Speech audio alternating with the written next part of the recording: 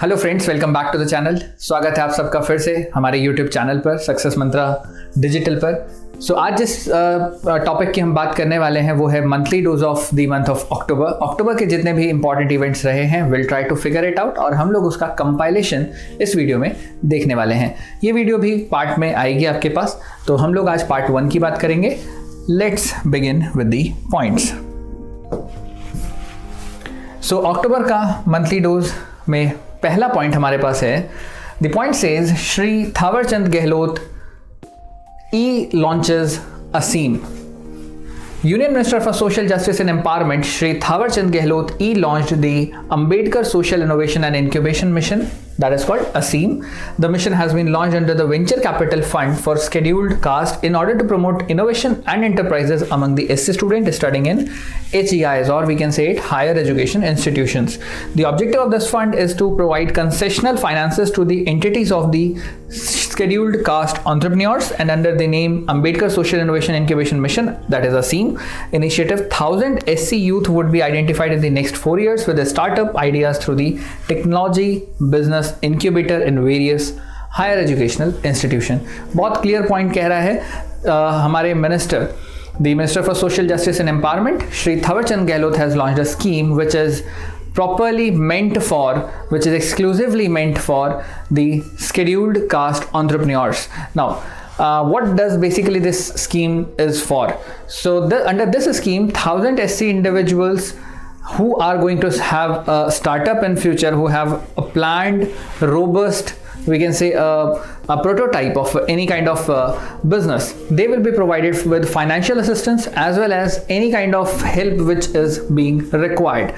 So the whole scheme has been labeled as ASIM, that is Ambedkar Social Innovation and Incubation Mission. Now, what the idea behind is to ensure that the candidates belonging from the scheduled caste should get the equal opportunity. So in all kind of these schemes are basically aimed at enhancing the quality which is being provided to the scheduled caste or scheduled tribe or any of the other backward classes. For that, in India we have a constitutional body which look after the interest of the scheduled caste. Similarly, for scheduled tribe we have another body, and for other backward classes we do have a separate body. So that body which is for the scheduled caste is called as National Commission for Scheduled Caste. Since it is a constitutional body, it comes under Article 338 of Indian Constitution. Let's get back to the point first. So NCSC, which is a constitutional body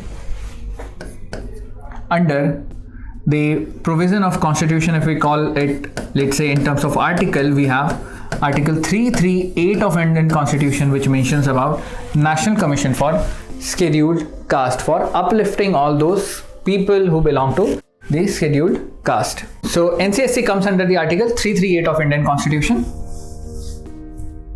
whereas if we talk about NCST, it is under Article 338A of Indian Constitution. Similarly, we have NCBC, which is for backward classes, under constitutional article of 338 part B. So these three are the articles aimed for improving the social stature as well as counterbalancing all those stuffs which are related to these particular classes. So SC, ST and OBC, ये तो constitutional provisions की बात हुई. Moreover, let's look one more thing about this. हम लोग यहाँ पर बात कर रहे हैं the Union Minister for Social Justice and Empowerment. So you need to remember this name, Shri Thawarchand Gehlot, who is the Cabinet Minister for Social Justice and Empowerment.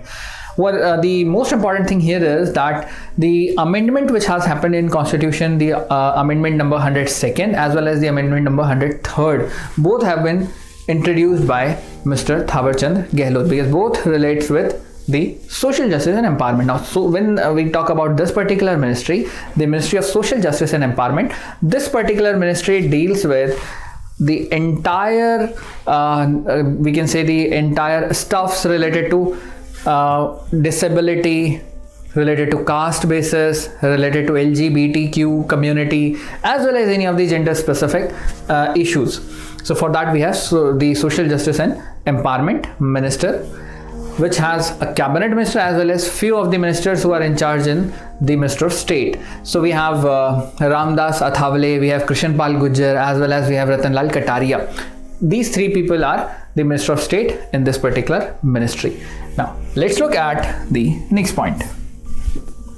Next point says MNST International halts operation in India. The Amnesty International India has stopped its operation in the country after the government of India froze the bank account of organization on September 10 for allegedly breaking the rules on foreign funding laws. The organization has laid off more than 100 staff members and ceased its human rights campaign and research work in India.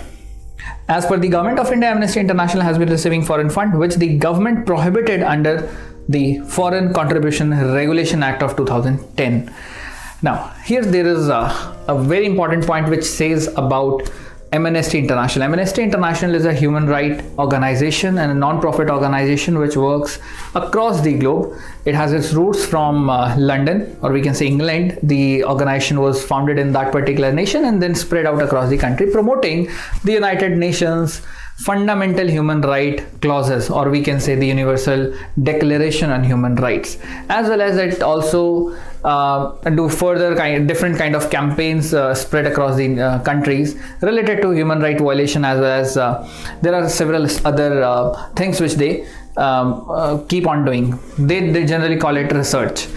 Now, in India, this organization has been found violating several of the key aspects, several of the key laws, which does include the Foreign Contribution Regulation Act. So this is basically for the receiving of foreign funds. So there are several laws under it. We can call it about the PMLA, the as well as the we have another act called FEMA. So all these kind of acts governs the movement of money across the borders, and definitely if there is any kind of violation in it, if there is any kind of tax evasion, or the money which is being invested in India for the primary purpose of research or for the protection of human right, but then is being diverged to some of the other task, which is anti-national activities. It can be disruptions in infrastructural projects, disruptions in the smooth functioning of the government, trying to wage a war against a nation, or it can be violation of any of the key critical laws. So in that case, the government can take action against that particular organization. Here we are referring to about the Foreign Contribution Regulation Act. The same act has been amended in the year 2020 itself. So now it has been made mandatory that if any NGO is receiving foreign fund, the person who is the in charge or is in the governing body of that particular NGO need to furnish their details as well as their Aadhaar ID. As you all know that Aadhaar is being linked to the PAN card, and definitely the whole taxation funding, the taxation clauses, or we can say the income which is being furnished in the income tax returns will now be clearly mentioned in that person's history of income tax return assessments. So by this way, government can keep an eye over all those people associated with these kind of organization and functioning as a member of its governing body. Now there are several institutions who have been accused, and many of them have been proved violating the Indian rules and moreover trying to disrupt the growth in our country. One finest example is of Greenpeace International, and there are several other organizations because they all do have a cartel, or you can say a nexus which works along with several other organizations, and they can even create a negative publicity of any of the organization or about any of the projects also. So government has taken a key notice in this regard, and they have freezed the bank account of MNST International. Now MNST International has several kind of different organizations under it. They have different branches. So there are two branches. One is MNST International India and the other is MNST International Trust. So those two accounts have been freezed by the government of India, not the entire MNST International. Now moving on, the next point says International Day of Non-Violence observed on 2nd October. The International Day of Non-Violence is observed on 2nd October, the birthday of Mahatma Gandhi, leader of Indian independence movement and pioneer of the philosophy and strategy of non-violence in India. The International Day is an occasion to disseminate the message of non-violence, including through education and public awareness. The day is referred to as Gandhi Jayanti in India. On 15th June 2007, the United Nations General Assembly voted to establish 2nd October as the International Day of Non-Violence. The year 2020 marks 151st birth anniversary of the global peace icon who was born on 2nd October 1869 in Porbandar, Gujarat. You all are aware of this point. 2nd October every year is observed as a holiday in India, and we celebrate that day, or we observe that day, as Gandhi Jayanti. Gandhiji, Mahatma Gandhiji, is referred to as one of the 10 most influential people who took birth on this planet, and in India obviously he is the pioneer of the whole revolution.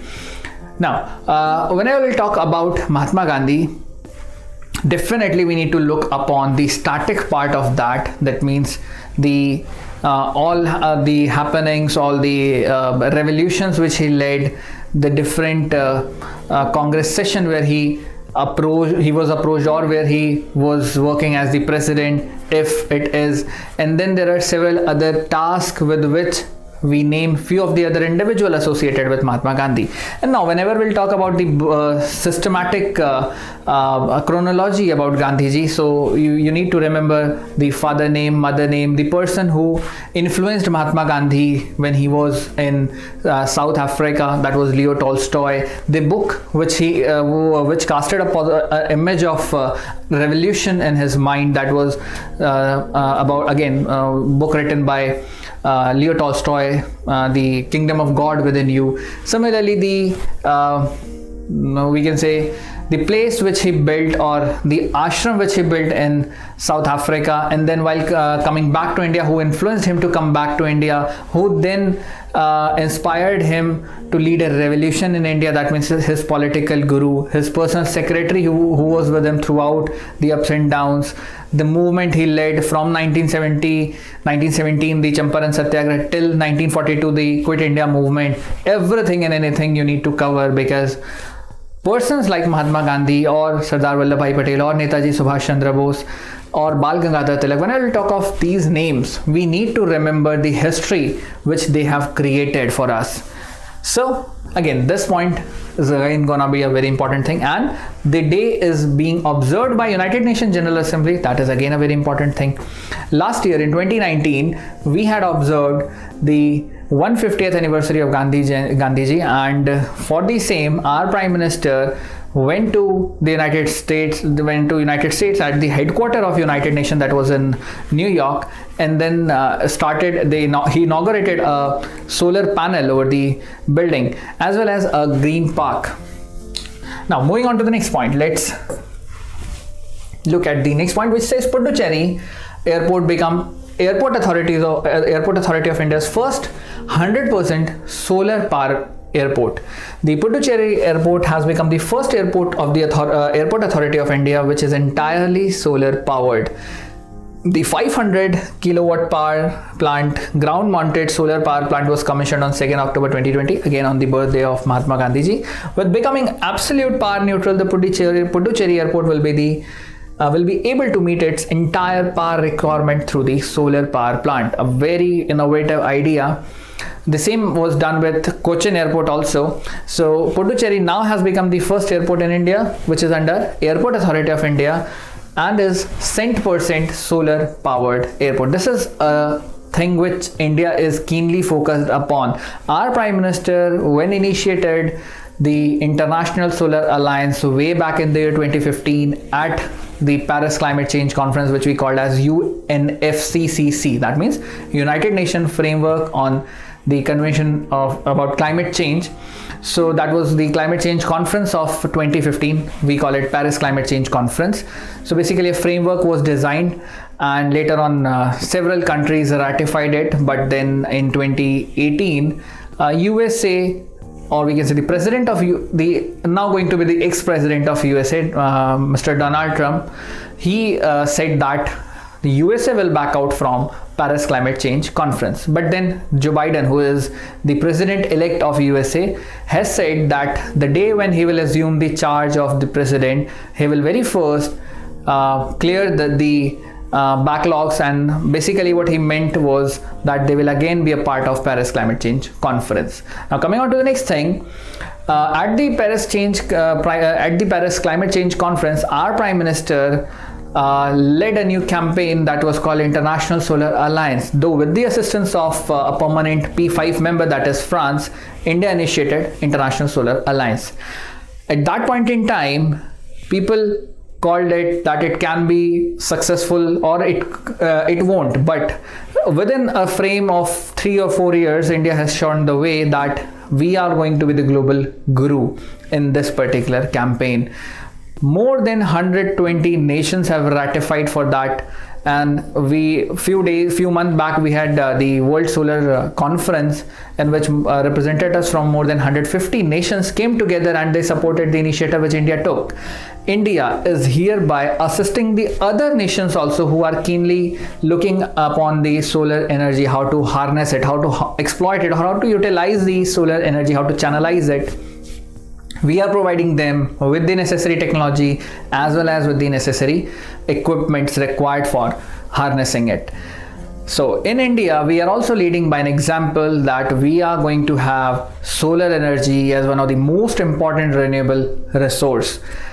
Recently, our Prime Minister went to Gujarat. At Kutch, he inaugurated a plant which is going to have 30,000 megawatt of supply.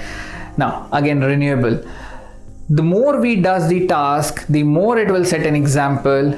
And this campaign, International Solar Alliance, which is being led by India and is again France is co-founder, but since we put forward the whole campaign, we got the headquarter of it, and the headquarters is right now in the construction phase, which is being constructed at Gwal Pahadi. Gwal Pahadi is a part of Gurugram, that means in Haryana, but now we'll refer Gurugram with Haryana with India only, since it is an international organization. So headquarter name is again taken along with the nation's name. Moreover, we need to know the name of Upendra Tripathi, who is right now the head, or we can say Director General of this particular International Solar Alliance. And the building which is being constructed will be 100% green building. Though we do have many of the green buildings in India. The first was Indira Paryavaran Bhavan, which is the headquarter of our Ministry of Environment. Okay, so that was few of the very important facts which we need to discuss upon along with this point. And here we are talking about airport, but the same in respect of our railways. If we talk about our Indian Railway, the first railway station which was 100% solar powered was Guwahati in Assam. So you need to remember that thing also. Coming on to the next point, which says Indian built Sitwell port in Myanmar to be operational in the year 2021. So India and Myanmar are working towards the operationalization of Sitwell port in Rakhine state of Myanmar in the first quarter of 2021. The port is a part of the Kaladan multi-modal transit transport project, which is being viewed as India's gateway to Southeast Asia. Sitwell port is a deep water port constructed by India in 2016 at Sitwell, the capital of Rakhine state in Myanmar on the Bay of Bengal. The port will connect India's landlocked northeastern region with the Bay of Bengal through Mizoram. So Sitwell port was expected to be completed by the year 2014, but then the project got delayed, and when the new government came in the year 2014, they took forward the idea, and earlier it was meant to be operationalized by the year 2019, but the deadline was passed, and now it has been fixed in 2021. Hopefully the same will be operationalized in the year 2021. So basically through Kaladan multimodal transit project, we want to explore the areas of the Bay of Bengal, and through that we want to improve our import export with the territories of Myanmar as well as the later part of that particular areas. So Sitwell will be used for the port purposes by India. Moreover, there are some bottlenecks in that region, as there is an influence of China in that particular belt. Moreover, the whole issues about the Rohingyas Muslim in that particular region, they keep on attacking the people, they keep on attacking the ships in that region. There is an Arakan army, which is again a terrorist organization of that particular belt. We need to deal with that also. And since the project is quite lengthy in terms of the distance, if we calculate, it is somewhere close to 540 kilometers, the total belt from the West Bengal till the Rakhine region of Myanmar. But again, under this project, there are construction of highways about 160 kilometers in Myanmar, and then around 50 to 60 kilometers in India. They are being constructed separately, and moreover, the ports are being used by the India for the whole purpose of import and export in that particular region. Now coming on to the next point, which says Mukesh Ambani tops the Forbes India Rich List 2020. The Reliance Industries Limited chairman Mukesh Ambani has topped the Forbes India Rich List for 2020. He has retained his position as the wealthiest Indian for the 13th consecutive year on Forbes India list. From 2008 till 2020, he is the richest person in India and one of the richest person globally. The tycoon added $37.3 billion to his net worth to bring his total fortune to $88.7 billion, a rise of 73% over the previous year. The second spot has been retained by Adani Group chairman Gautam Adani with a net worth of $25.2 billion. So, business tycoon, the biggest we can say the biggest businessman in India is obviously Mukesh Ambani, and he is leaps ahead from the person who is acquiring the second position, that is Gautam Adani. Again, Gautam Adani's the funds of Gautam Adani's, or we can say the net worth of Gautam Adani's, has also increased multiple folds in past few years, because he has acquired lot of new ports as well as got the tender for the airports also, for the maintenance of different airports for 50 years or so. So with that, he has also increased his funds, and Mukesh Ambani has got a lot of investment in Jio from the different brands, be it Microsoft or Facebook. There are a lot many investments in that particular brand. So we have right now our richest person as Mukesh Ambani, who is miles ahead of the second position holder, and then there are several other people who are holding the key position at third, fourth position, be it the chairman of the owner of HCL company, that is Shiv Nadar, and we have Hinduja Brothers. So there are several other people who's in the list. Now moving on to the next point, that is all. So in this video, we have looked at some of the very important points belonging to the month of October.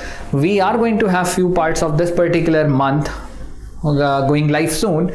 So hopefully you must have understood all those things which is being taught to you through this particular video. If you find any case of any kind of difficulty understanding any of these points, you can definitely let me know in the message in the comment section. We'll get back to you with the clarification which you want, and for any of the interesting videos which you want to share, which you want that we should publish, you can drop a feedback for that also. That's all for today. We'll meet in the next video. Till then, take great care of your health. Bye bye. Thank you.